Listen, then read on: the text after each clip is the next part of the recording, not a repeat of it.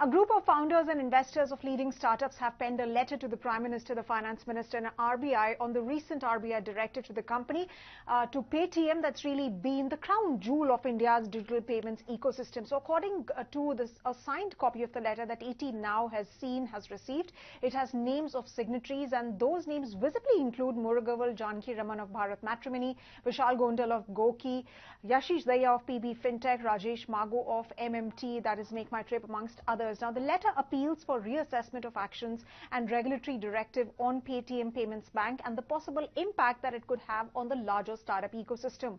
And the letter also states that it could discourage innovation and investment and could potentially impact the ease of doing business in India. And that could create an impression of inconsistency and unpredictability and may deter potential investors from investing in India's fintech ecosystem. Now, the letter most importantly asks for a provision of a reasonable time frame for rectification and asks for dialogue and collaboration.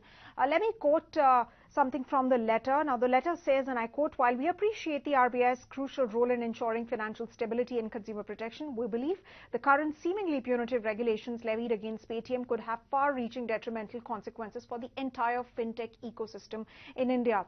While we understand certain compliance issues with Paytm, we do urge the RBI to carefully reconsider the proportionality and potential ramifications of the imposed regulations." So that clearly goes on to say that these investors, in fact startup founders, or perhaps Paytm, will potentially look at extension of the February 29th deadline. However, there are some founders who've decided to stay away from signing that letter. They state that perhaps what the company really needs to do is address the concerns of the regulator and work in a collaborative fashion, collaborative manner to really address the concerns that are there. So all eyes really now on RBI and what it decides as far as Paytm is concerned. Whether or not this letter will lead to any action is something we'll be tracking.